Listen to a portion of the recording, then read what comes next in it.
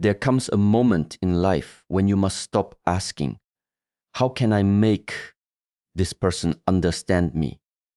And start asking, why am I allowing this behavior into my life? Repeated disrespect is one of the clearest signs that a relationship, friendship, or connection is becoming unhealthy. It is important to understand that disrespect does not always look dramatic. Sometimes it is hidden inside small comments, dismissive reactions, constant criticism, interruptions, sarcasm, or the way someone makes you feel when you express yourself. A person may not openly insult you, yet they may consistently make you feel insignificant.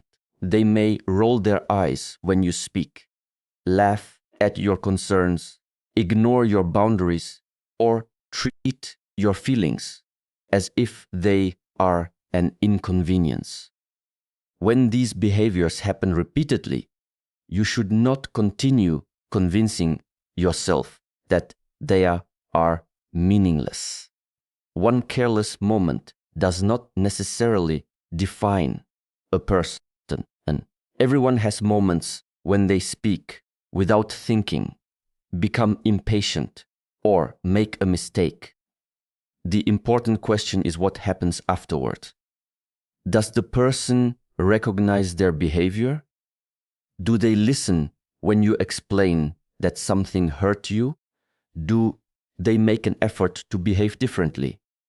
Or do they dismiss your feelings and repeat the same behavior again? This distinction is essential because healthy relationships are not built on perfection. They are built on awareness and responsibility. Someone who respects you may make a mistake, but they will care about its impact. Someone who repeatedly disrespects you may apologize, but then continue doing exactly the same thing. In that situation, the apology becomes another part of the cycle rather than evidence of genuine change. Repeated disrespect can also slowly affect the way you see yourself. At first, you may simply feel annoyed. Then, you may begin questioning whether you are overreacting. Eventually, you may start lowering your expectations just to avoid conflict. You tell yourself, maybe this is just how they are. You become quieter. You stop expressing certain opinions. You become careful about what you say because you already know how the other person will respond. This is where you must become conscious. Peace is not the same as silence. Sometimes people believe they have achieved peace because they stopped arguing. But if the reason you stopped speaking is because you are afraid of being mocked, criticized, or dismissed, that is not genuine peace. That is suppression. Self-respect begins when you become honest about what behavior is affecting you. You do not need to become aggressive. You do not need to insult anyone back. You do not need to prove that you are stronger. You simply need to become clear. You can say, I am willing to have this conversation, but I will not continue if I am being insulted. That sentence is powerful because it does not attempt to control another person. It defines your participation. And if the behavior continues, your next responsibility is not to repeat the same explanation endlessly. Your responsibility is to act according to the boundary you established. This is something many people struggle with. They communicate a boundary, but when the other person ignores it, they continue giving unlimited chances. Eventually, the other person learns that the boundary has no consequence. Your actions teach people what access they have to you.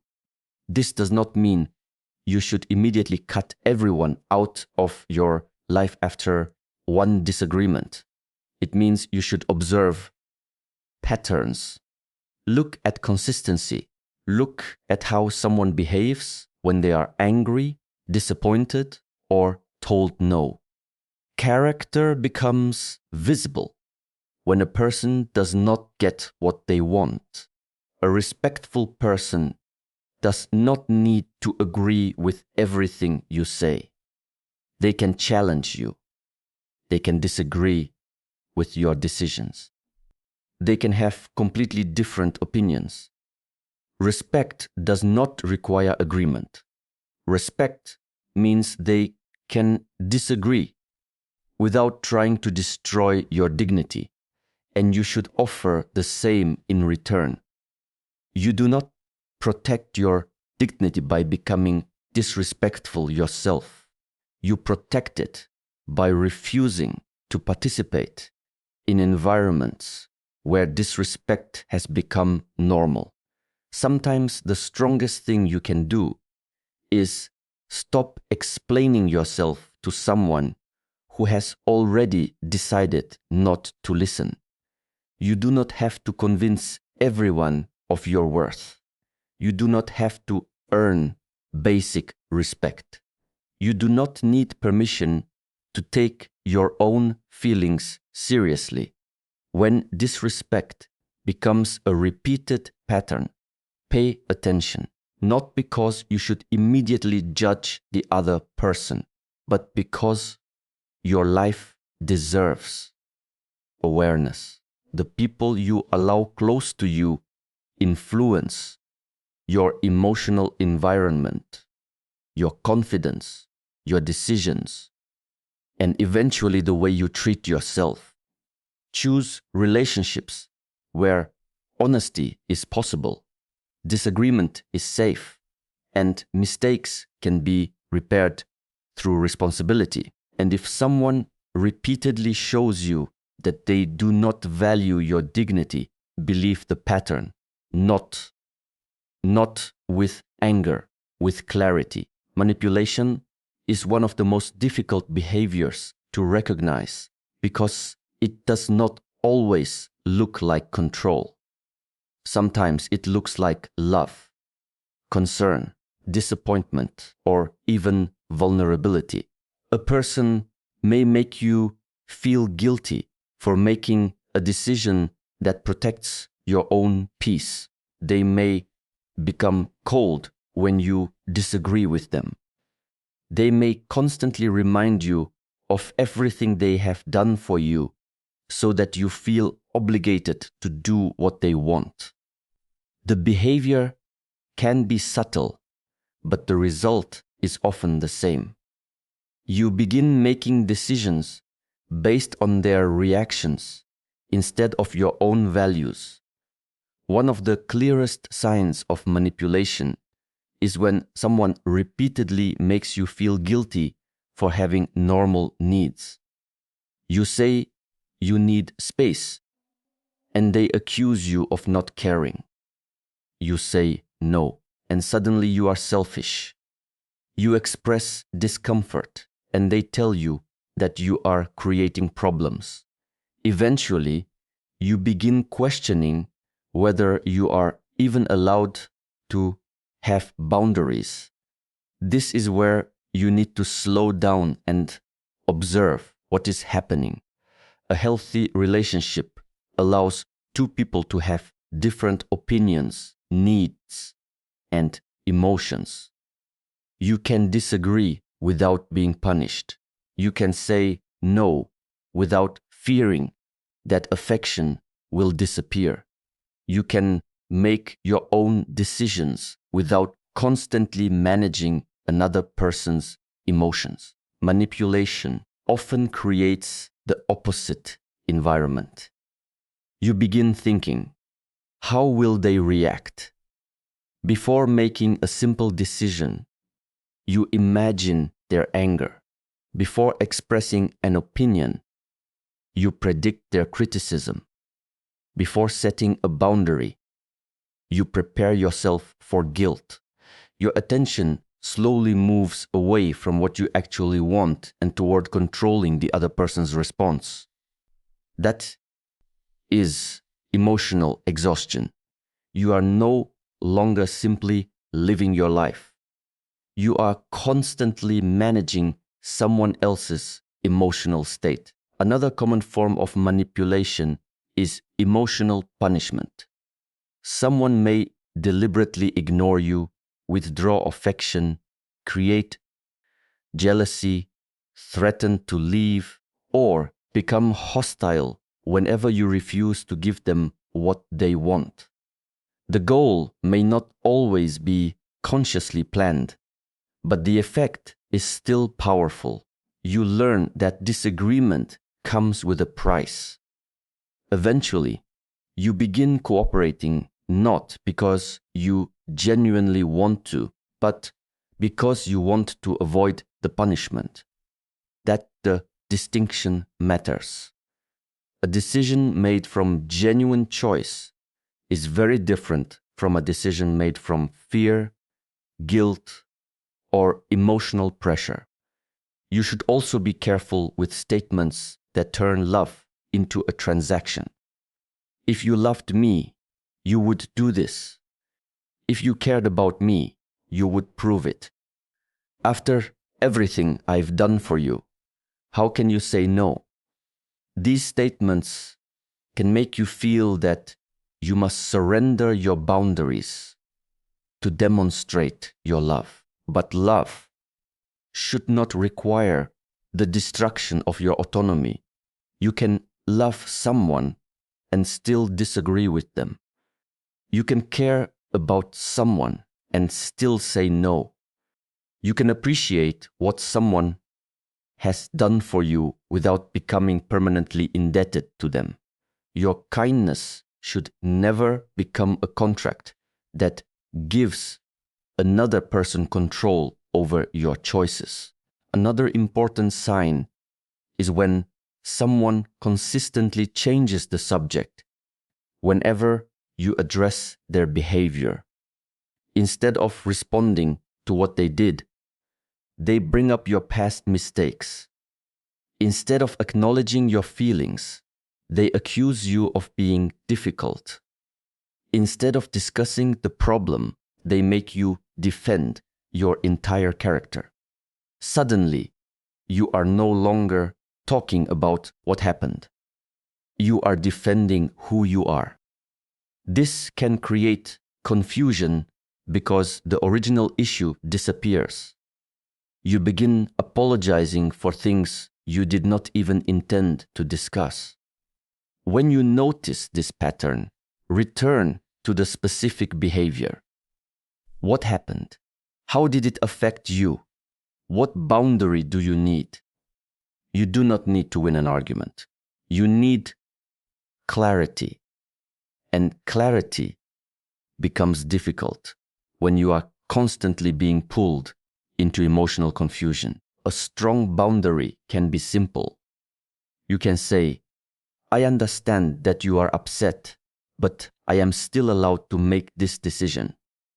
Or, we can talk when we are both calm, but I will not continue a conversation based on insults or guilt. You are not responsible for preventing another person's disappointment.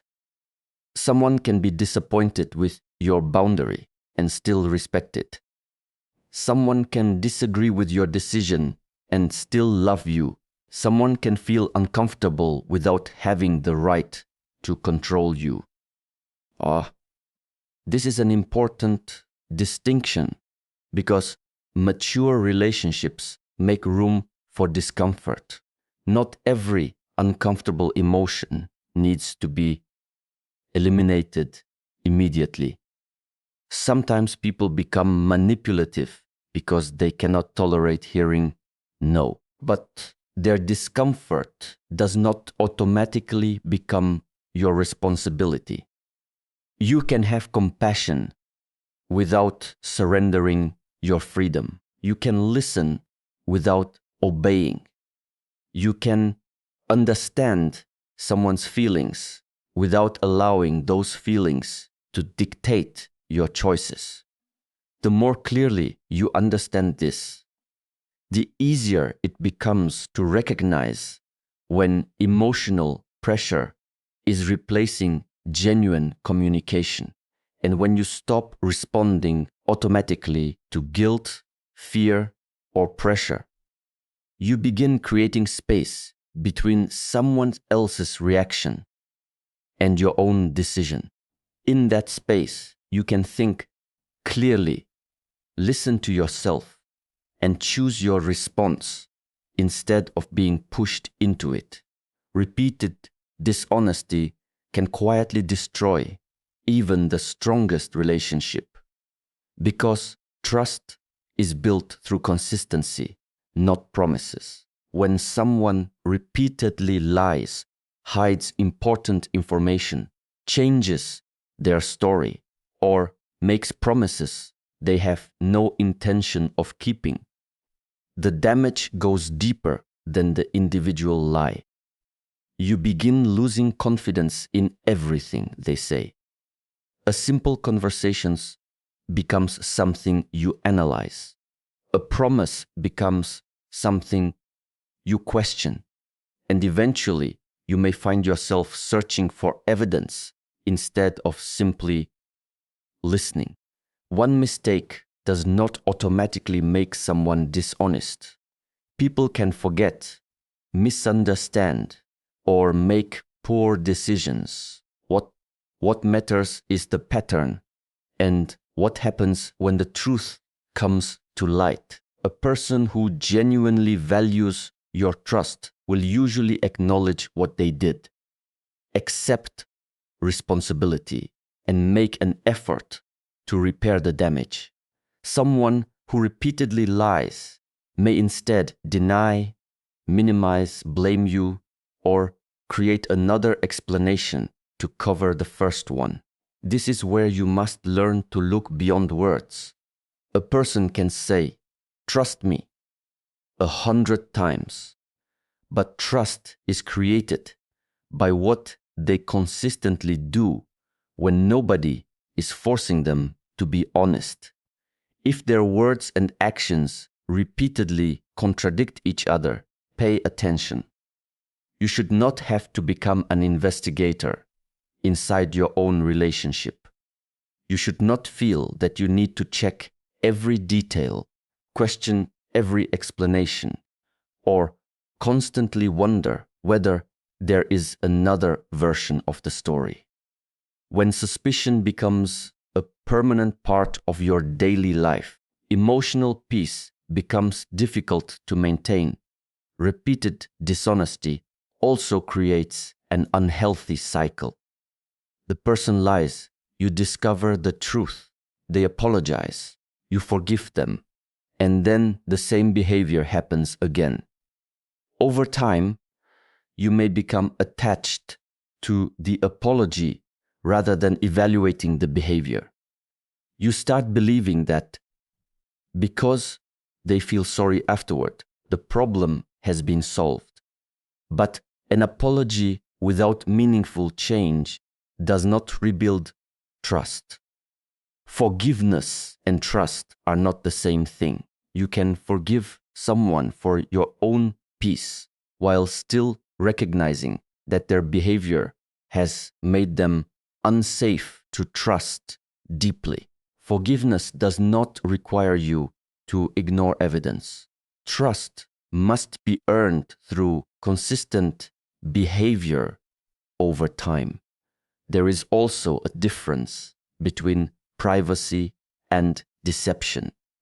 Everyone deserves personal space, and not every detail of someone's life must be shared. But deliberately creating false information to mislead you is different. Healthy privacy respects individuality. Repeated deception damages the foundation of connection. When trust has been broken, observe what happens next. Does the person become defensive? Do they attack you for asking reasonable questions? Do they accuse you of being controlling simply because you noticed inconsistencies? Or do they acknowledge the damage and become more transparent? Their response can tell you a great deal. You also need to avoid allowing one beautiful moment to erase a long pattern. Someone can be loving today and dishonest tomorrow. Someone can give you an emotional apology while continuing the same behavior privately. Do not judge trust by the intensity of a single moment. Judge it by consistency. A trustworthy person does not need to be perfect. They need to be willing to tell the truth, take responsibility, and correct their behavior when they make mistakes. And when those qualities repeatedly disappear, you have the right to reconsider how much trust and access you give that person. Humiliation is a form of disrespect that can leave a deeper impact than people realize. It happens when someone deliberately makes you feel small, embarrassed, exposed, or worthless, especially in front of other people. Sometimes it appears as an obvious insult, but often it is disguised as humor. Someone may reveal something personal about you, mock your appearance, imitate your mistakes, criticize your intelligence, or make you the target of jokes whenever other people are around. When you react, they may simply say, "I was only joking." But humor does not automatically make disrespect acceptable. There is a difference between laughing together and laughing at someone. In a healthy relationship, both people can joke with each other without deliberately attacking vulnerabilities. There is safety underneath the humor. You know that the other person is not trying to destroy your confidence or make you feel inferior. Public humiliation is different because it often has an audience. The person may behave as though your embarrassment is entertainment. They may exaggerate your mistakes so others can laugh. They may interrupt you repeatedly or dismiss your opinions in front of friends or family. They may bring up something you shared privately and turn it into a joke. When this happens repeatedly, do not ignore the pattern simply because everyone else is laughing. You know how the interaction made you feel. Perhaps you became quiet. Perhaps you smiled because you did not know how else to respond. Perhaps you laughed along while feeling hurt inside. Many people do this because they want to avoid making the situation uncomfortable. But hiding your pain does not make the behavior harmless. A person who genuinely respects you does not need to make you feel inferior to appear confident. They can disagree with you without humiliating you. They can correct you without attacking your character. They can joke with you without using your deepest insecurities as material. Pay attention to what happens when you tell someone that their behavior hurt you. This is often more revealing than the original incident. If they listen, understand, and change their behavior, there may be room for repair. But if they laugh at your feelings, accuse you of being too sensitive, or repeat the behavior intentionally, the issue becomes much clearer. You are allowed to take humiliation seriously. You do not need to wait until the behavior becomes extreme before recognizing that something is wrong. Repeated small acts of disrespect can gradually damage confidence. You may begin questioning your appearance, intelligence, abilities, or worth simply because someone repeatedly makes you feel inadequate. Do not give another person's jokes the authority to define you. At the same time, protecting your dignity does not require you to become aggressive. You can calmly say, "I don't appreciate being spoken to like that." You can change the subject. You can leave the conversation. You can create distance from someone who repeatedly turns your vulnerability into entertainment. Your response does not need to match their behavior. You do not have to humiliate them back to prove that you are strong. Real strength is being able to recognize disrespect without allowing it to transform you into someone you do not want to become. The people around you should be able to challenge you without destroying your dignity, laugh with you without making you the target, and know your weaknesses without using them against you. When those basic forms of respect disappear repeatedly, the relationship deserves careful examination. One of the most exhausting behaviors you can experience in a relationship is being around someone who refuses to take responsibility for anything they do. Everyone makes mistakes. Everyone loses patience sometimes. Everyone says the wrong thing, makes poor decisions, or hurts someone unintentionally. What separates a mature person from an immature one is not the absence of mistakes, but the willingness to acknowledge them. A person who takes responsibility can say, "I was wrong." They can recognize the impact of their actions without immediately searching for someone else to blame. They understand that an explanation is not always an excuse. They may have been stressed, angry, disappointed, or afraid, but they can still recognize that their behavior was their responsibility. Someone who constantly avoids accountability operates differently. Whenever something goes wrong, there is always another reason. Their anger happened because you provoked them. Their lie happened because you asked too many questions. Their disrespect happened because you were difficult. Their broken promise happened because circumstances forced them to change their plans. Eventually, you may find yourself apologizing for things you did not cause. This is where the relationship becomes emotionally exhausting. Instead of solving the original problem, every conversation turns into an investigation of what you supposedly did wrong.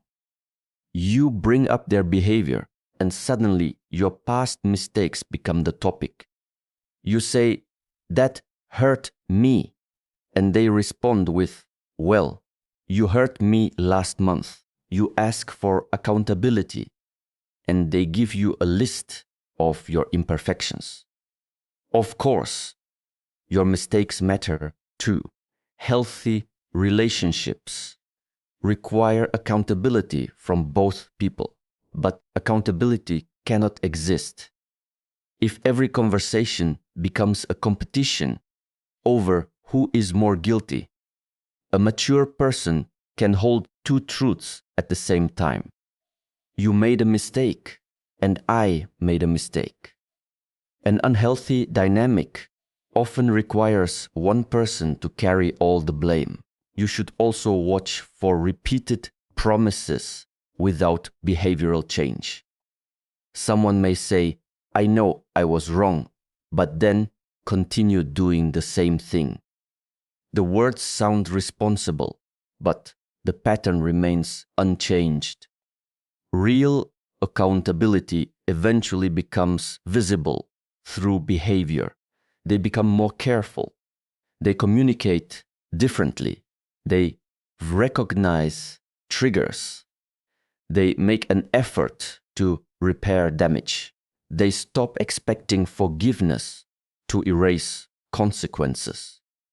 You cannot do this work for another person.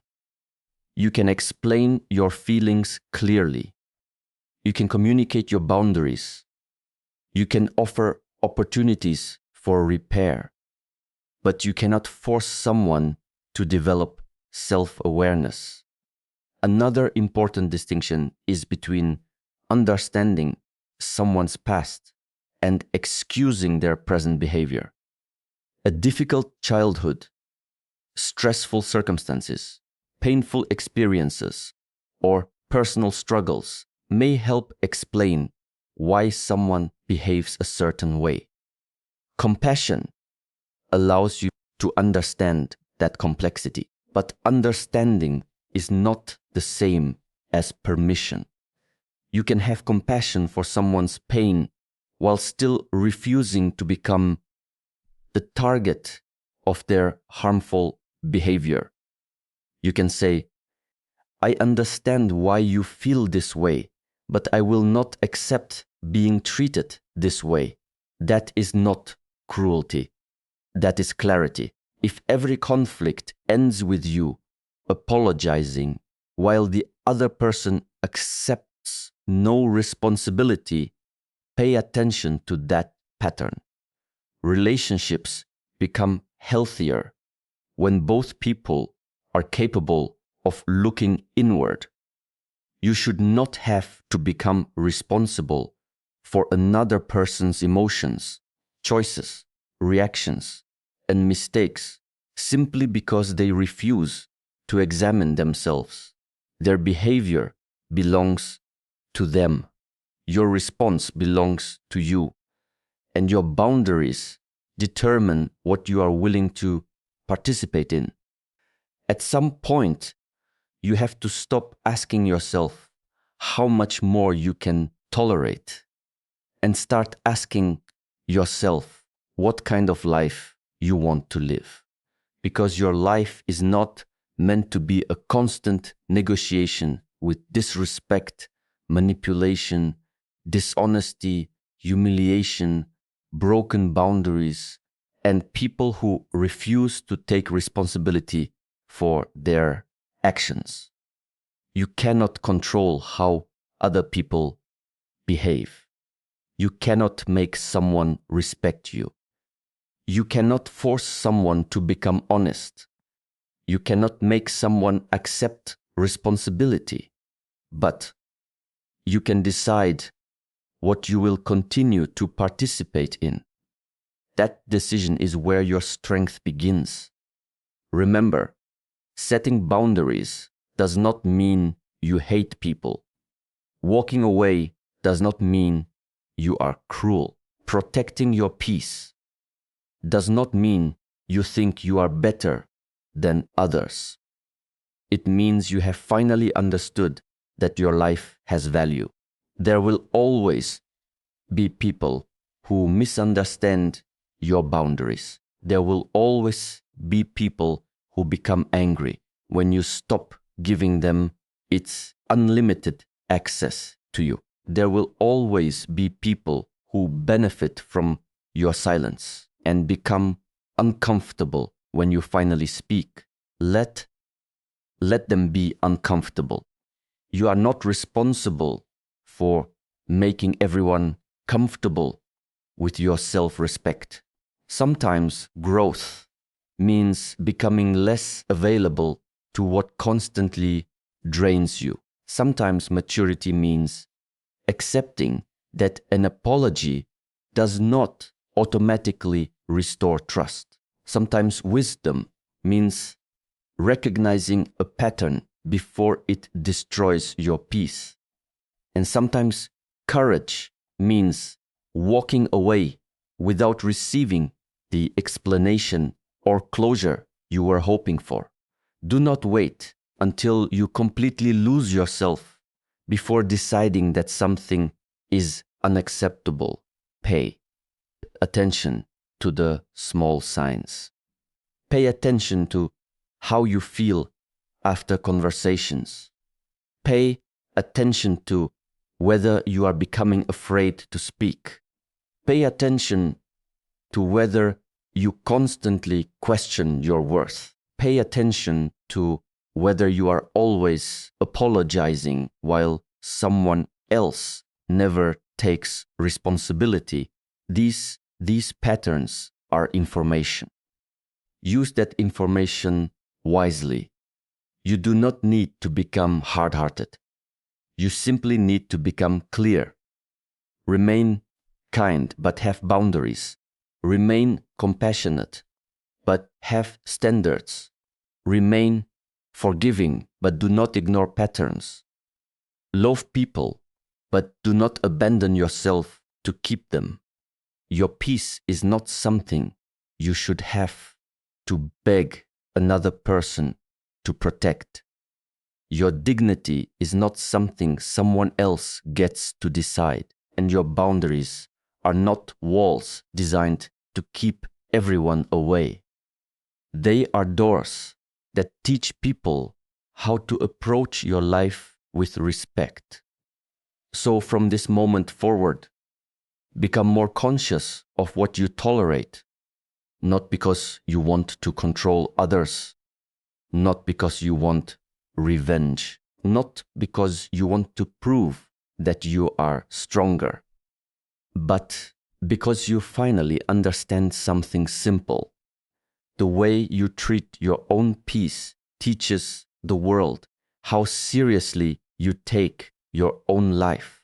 Choose your relationships carefully. Choose your responses consciously. And most importantly, never become so afraid of losing someone that you become willing to lose yourself. Because the moment you stop abandoning yourself is the moment you begin returning to your own